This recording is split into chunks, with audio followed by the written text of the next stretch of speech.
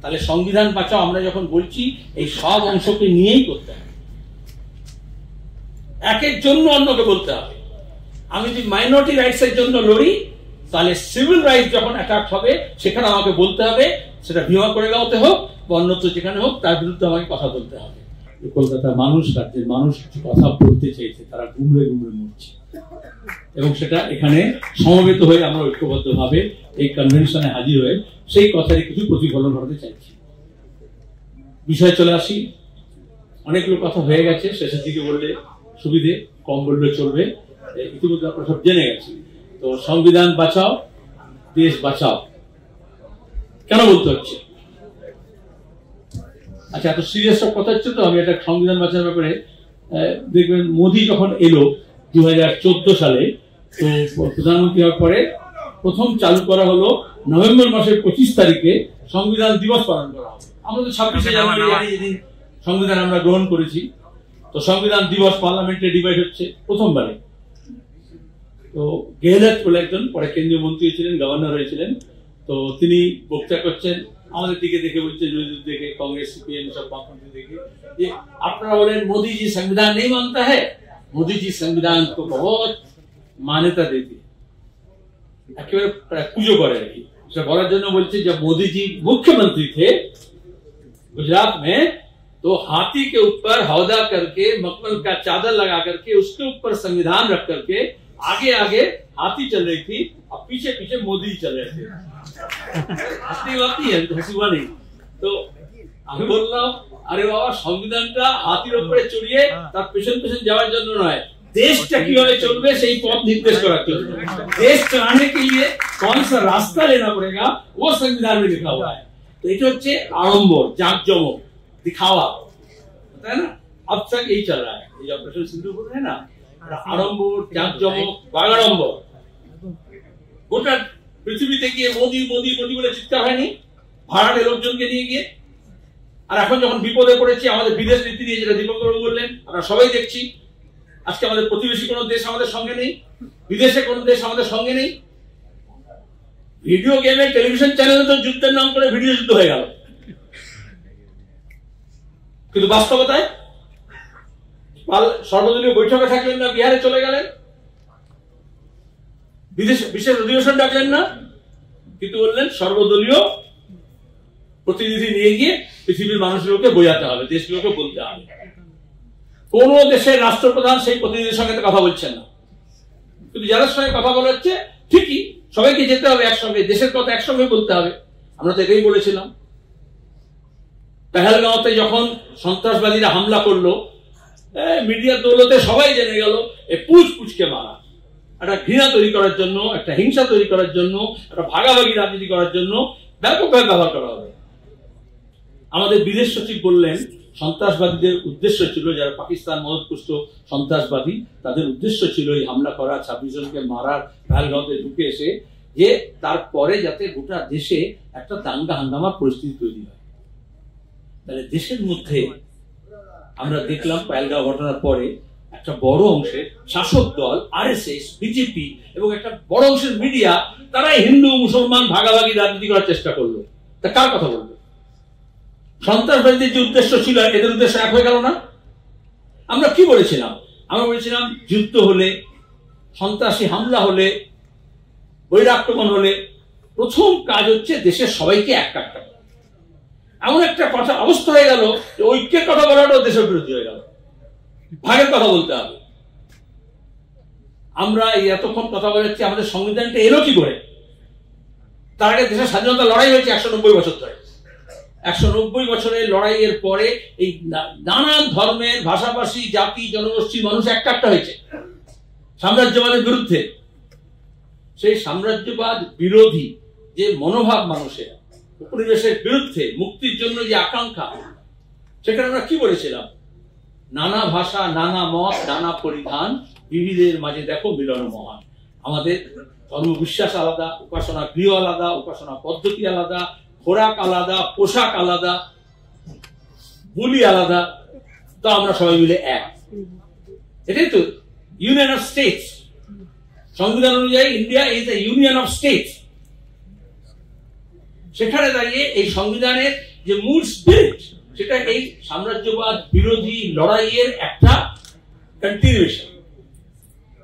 যারা ওই সাম্রাজ্যবাদ বিরোধী লড়াইয়ে ছিলেন না, স্বাধীনতা লড়াইয়ে ছিলেন না, তাদের কাছে এই সংবিধানটাও খুব একটা গ্রহণযোগ্য নয়, কারণ ওই লিগেসিটা বহন করে না। সংবিধানে মানুষের অধিকার, মানুষের, এটা বুঝতে হবে।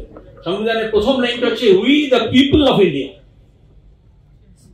আমাদের এখানে একটা পেচ্ছাপ করা পায়খানা হলে বলা হয় মুখ্যমন্ত্রীর অনুপ্রেরণায় হয়েছে, কিন্তু সংবিধান তৈরি হয়েছে কারো অনুপ্রেরণায় না। তত বলা যেত নেহরুর অনুপ্রেরণায়, রাজেন্দ্র প্রসাদের অনুপ্রেরণায়, বাবা সাহেব ভীমরাও আম্বেদকরের অনুপ্রেরণায়, নো। এমনকি কনস্টিটিউয়েন্ট অ্যাসেম্বলিও নয়, সংবিধান সভাও নয়। কারা নিল সংবিধান? We the people of India. তার মানে সবার উপরে মানুষকে স্থান দেওয়া হবে। এমনকি উই দ্য পার্লামেন্টারিয়ান নয়, উই দ্য পলিটিশিয়ান নয়, not even we the citizens of India. তো এই নাগরিকতা আইন সংশোধন নিয়ে তো নাগরিকতার উপর জোর দেওয়া হচ্ছে, তো কিন্তু এটা লেখা নেই we the citizens of India, লেখা হয়েছে we the people of India. তাহলে আমরা এখানে আজকে যারা সংবিধান বাঁচাও, দেশ বাঁচাও বলছি, we the people of India. সেখানে জাত পাত ধর্ম বর্ণ ভাষা লিঙ্গের ওপরে গেছে। এই ঐক্যটা এখন সবচেয়ে বেশি দরকার।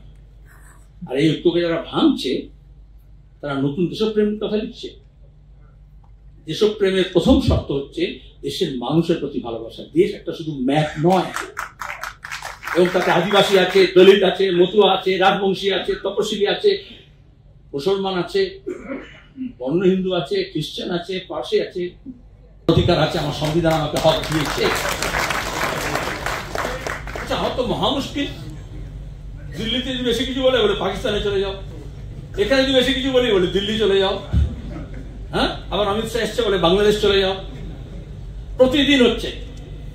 এই আদরিং করার জন্যই পরিযায়ী শ্রমিক আমাদের বাংলার যারা খেটে এখানে কারখানা পাচ্ছে না, কাজ করছে না, তারা যাচ্ছে উড়িষ্যায় বলুন, আহমেদাবাদে বলুন, গুজরাটে বলুন, কর্ণাটকায় বলুন, তোমার রাজস্থানে বলুন, দিল্লিতে বলুন, হরিয়ানায় বলুন, আজকে তাদের উপর আক্রমণ হচ্ছে। এটা বুঝতে হবে। এটা সাইনবোর্ড লাগিয়ে বলছে রোহিঙ্গিয়া, সাইনবোর্ড লাগিয়ে বলছে বাংলাদেশি, আসলে বাংলা ভাষী মানুষের উপর আক্রমণ হচ্ছে। এবং এই আদারিংটা যখন করতে পারবে, হিন্দু হিন্দু হিন্দুস্তান, যারা বলেছিল ভাগো মুসলিম পাকিস্তান, এখন বলছে ভাগো বাঙালি বাংলাদেশ। এইটা হচ্ছে এই যে একটা তৈরি করছে, একরূপতা তৈরি করছে, ইউনিফর্মিটি তৈরি করছে, সেখানে যা মনে হচ্ছে এরা বেমানান। এই বেমানানদেরকে সরাতে হবে। শোনো, আমাদের সবাইকে নিয়ে রোতে অনেকগুলো কথা বলা যায়, বলবো না। এই সবাইকে নিয়ে একসঙ্গে চলে অনেকগুলো কথা বলারও সবাই বলছে। আমি একটা গল্প বলি। যখন 92-তে বাবরি মসজিদ ভাঙা হলো 6 ডিসেম্বর, তার আগের দিন 5 ডিসেম্বর আমরা সব সেকুলার দলগুলো তখন আমরা কুচ করেছিলাম, অযোধ্যা কুচ। ভিপি সিং, মুলায়ম সিং যাদব, এবি বর্ধন সব ছিলেন, সব দলের। সুরজিতের শরীর খারাপ হয়ে গেছে, তো প্রকাশ করা তার আমি গেছি। আমার যাওয়ার কথা না, তখন অত বড় নেতা নেই, কিন্তু আমাকে যেতে হয়েছে, আমিও প্রকাশ করতে গেছি। যাকে তো আমাদের রামসুনেরি ঘাটে আটকে দিয়েছিল, রামসুনেরি ঘাটে আটকে দিয়েছে, সব টায়ার ফায়ার দিয়ে একদম যেতে দেবে না। তারপর শরীর বললো ঘোষা, তো আটকে দিয়েছে। তো ওইখানে এই একটা মিটিং হচ্ছে, সবাই বক্তৃতা করছেন, একটা পর একটা, এতগুলো নেতা, 18-19টা দল, সবাই একটু একটু করে বলছে। তো সবাই কিন্তু বলছে দাঙ্গা হয়েছে না হয়, একসঙ্গে থাকি, শান্তিতে থাকি। আমি তো বাচ্চা ছেলে, দুই পেছন পেছন ছুটছি, ঘুরছি। তো গ্রাম থেকে কৃষকরা মাঠে কাজ করছিল, হাতে কাস্তে আছে, রাস্তায় কাজ করছিল, তারা সব শুনতে চলে এসছে। এত নেতা দেখছে, এত গাড়ির ভিড়, মাইকে শোনা যাচ্ছে না, পেছনে লোকজন কি বলছে এটা শুনি। তো ভিপি সিং বলছে, চাहे कुछ भी हो जाए आप सब एक रहेंगे। ওই কৃষকটা বললো, हम जनता तो एक रहेंगे, आप नेता लोग एक रहेंगे। মোক্ষম কথা বলেছে, সত্যি কথা বলেছে। তারপরে জনতা পার্টিটাই ভেঙে টুকরো টুকরো হয়ে গিয়েছিল, জনতা দল। তাহলে এখানে দাঁড়িয়ে দেশকে বাঁচাতে হবে, সংবিধানকে বাঁচাতে হবে, কিন্তু আমরা নেতারা একসঙ্গে আছি কিনা তার উপর নির্ভর করছে। জনতারা কিন্তু একসঙ্গে থাকতে চাইছে বলেই মুর্শিদাবাদে ঘটনা হোক, এই রামনবমী, হনুমান জয়ন্তী, এই সামনে বকরিদ আসছে, কুরবানি আসছে, প্রতিদিন 2026-এর নির্বাচনের আগে শাসক দলগুলোর চেষ্টা হচ্ছে কিভাবে ধর্মের নামে এখানে রাজ্যে দাঙ্গা হাঙ্গামা লাগানো যায়। আর যত না দাঙ্গা হবে তার থেকে বেশি বিভাজন হবে, যাতে মগজের মধ্যে ঘৃণা ঢোকানো যায় একে অপরের। আমাদের সতর্ক থাকতে হবে, সচেতন থাকতে হবে। আর আমরা যদি মানুষকে বলি একটা হও, তাহলে আমাদের মরাল অধিকার থাকবে না, বলার নৈতিক অধিকার থাকবে না যদি আমরা একসঙ্গে না থাকি। আমাদের একসঙ্গে হতে হবে। ব্যাপকতা ঐক্য গড়ে मंदिर मस्जिद गुरुद्वारों में बांट दिया भगवान को, धरती बांटी सागर बांटा, मत बांटो इंसान को। ইনসানকে আসলে সংবিধানের কথা হচ্ছে আমরা মানবতার কথা বলছি, মানব অধিকারের কথা বলছি, নাগরিক অধিকারের কথা বলছি, সিভিল রাইটস এর কথা বলছি। এই ওয়াকফ নিয়ে তো কথা হলো। প্রথম কথা হচ্ছে প্রথম কথা হলো সংবিধানে সবাইকে সমান অধিকার দেওয়া হয়েছে। আজকে এই সমান অধিকারটাকে, আমরা বললাম ঐক্যকে ভাঙা হচ্ছে, তেমনি হচ্ছে এই সমান অধিকারের ধারণাকে ভাঙা হচ্ছে। কোন ব্যক্তি, গোষ্ঠী, জনগোষ্ঠী, ধর্মীয় গোষ্ঠী একজনের ওপরে মাতব্বরি করবে না, ইকুয়াল। এই ইকুয়ালিটির ধারণাকে পাল্টানো হচ্ছে। সংখ্যালঘুদের অত্যাচার মানে কি? কেন মব লিঞ্চিং হচ্ছে? কেন এসব যা লাভ জিয়া থেকে আরম্ভ করে এখন যা হচ্ছে? তার মানে সেকেন্ড গ্রেড সিটিজেন বলা হচ্ছে। আমাদের সংবিধান এই জন্য ওরা মানবে না, কারণ সংবিধান হচ্ছে সবাই সমান। যুগ যুগ ধরে তপশিলি জাতিকে, দলিতকে বলা হচ্ছে সে নিম্ন বর্গের। অথচ সংবিধান বলছে, বাবা সাহেব ভীমরাও আম্বেদকর সংবিধান বলছে যে সবাই সমান। এই সমানতা, নারী পুরুষ সমান। নজরুলের ভাষায় সাম্যের গান গায়, আমার চোখে পুরুষ রমণী কোনো ভেদাভেদ নাই, বিশ্বে যা কিছু মহান চিরকল্যাণ কর, অর্ধেক তার সিজিয়াছে নারী, অর্ধেক তার নয়। অথচ যারা এই মনুষ্যবাদীর কথা যারা বলছে, তারা তো নারীকে নরকের দ্বার মনে করে। তাহলে সে শুধু মুসলমান বিরোধী না, সে মহিলা বিরোধী, সে আদিবাসী বিরোধী, সে তপশিলি বিরোধী। কিন্তু এক একটাকে ধরে ধরে, যেমন ছাপো কাকে মানে না, একটা করে ধরো, তারপর একটাকে টেপো, এইভাবে তারা আমাদের দেশবাসীকে, আর এই জন্যই দেশের মানুষের যে ঐক্য হবে তার ভিত্তি হবে সাম্য, সমানতা, ইকুয়ালিটি। ওরা ইকুয়ালিটির জায়গায় বলছে ইউনিফর্মিটি, যেটা আমাদের সংবিধানে বলে না। মৌলিক অধিকার আছে সবার নিজের নিজের ধর্ম অনুযায়ী, বিশ্বাস অনুযায়ী সেই ধারাকে বহন করা, প্রচার করা, মানন করা, মানা। কিন্তু এখানে বলা যাচ্ছে না। এই যে মাটিগাড়াতে মাংস ব্যবসায়ী সবাই জানে ওই রাস্তা দিয়ে মাংস সকালে নিয়ে যাওয়া হয় বিক্রি করার জন্য, দোকানে দোকানে সাপ্লাই দেয়। পরশুদিন সকালে তাকে পেটানো হলো, মব লিঞ্চিং। এই পশ্চিমবঙ্গে ভেবেছিল আগে হবে, যা উত্তরপ্রদেশে হতো, রাজস্থানে হতো, মধ্যপ্রদেশে হতো। তাহলে এখানে কি মাংস নিষিদ্ধ? এখনই কি গোটা রাজ্যে বলে দেওয়া হয়েছে যে এটা নিরামিষ রাজ্য? এটা বুঝতে হবে। আজকে মাংস বলে খুন করছে, কালকে মাছ বলেও খুন করবে, ডিম বলেও খুন করবে। কারণ সে আসলে হচ্ছে আমার মতো হতে হবে। People like us, people not like us, othering. একটা বৃহৎ সমাজকে বোঝানোর চেষ্টা হচ্ছে এরা আমাদের মতো নয়, এরকম চেহারা কেন, প্রোফাইলিং, এরকম খায় কেন, এরকম লিখে কেন, এরকম কথা বলে কেন। আর সেখানেই এই যা বললাম, খোরাক, ভাষা, লিপি, এসব নিয়ে ভাগ করার চেষ্টা করা হচ্ছে। তাতে দেশের শক্তি বাড়ে না। ইকুয়ালিটি আর ইউনিফর্মিটি এক নয়। যেমন বলছে না, এক জাতি, এক ধর্ম, এক ট্যাক্স, ওয়ান ইলেকশন, বলছে না, এগুলো হচ্ছে আসলে এই যে একটা প্রবণতা এদের কাজের মধ্য দিয়ে, যেখানে দাঁড়িয়ে একটা একনায়কতন্ত্র, স্বৈরতন্ত্র, অথরিটেরিয়ানিজম ডেভেলপ করছে। এই স্বৈরতান্ত্রিক প্রবণতা, যেখানে দাঁড়িয়ে আমরা প্রথম থেকে বলছি আরএসএস একটা ফাসিস্ট অর্গানাইজেশন। সে এই গণতন্ত্র মানে না, এই সংবিধান মানে না, এই আলাদা জাতি ধর্ম কারো, দলিত, আদিবাসী, তপশিলি, মহিলা, মুসলমান কারো অধিকার মানে না। তাহলে সংবিধান বাঁচাও আমরা যখন বলছি, এই সব অংশকে নিয়েই করতে হবে। একের জন্য অন্যকে বলতে হবে। আমি যদি মাইনরিটি রাইটস এর জন্য লড়ি, তাহলে সিভিল রাইট যখন অ্যাটাক হবে সেখানে আমাকে বলতে হবে, সেটা ভীমা করে গাওতে হোক বা অন্যত্র যেখানে হোক, তার বিরুদ্ধে আমাকে কথা বলতে হবে।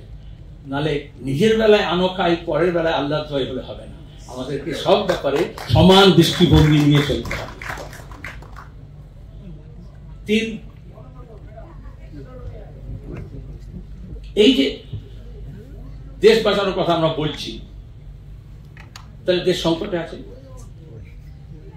কিন্তু সাম্প্রদায়িক শক্তি কি বলে ধর্ম সংকটে আছে, এই করে একটা ধার্মিক উন্মাদনা তৈরি করছে। তাহলে এই যে স্বৈরতান্ত্রিক প্রবণতা হচ্ছে, অথরিটেরিয়ানিজম ডেভেলপ করছে, তার সঙ্গে একটা হিন্দুত্ববাদী, যেহেতু মেজরিটি হিন্দু, বেশিরভাগ বহু সংখ্যক বাদ মেজরিটেরিয়ানিজম তাকে সঙ্গে নিতে চাইছে, এটাই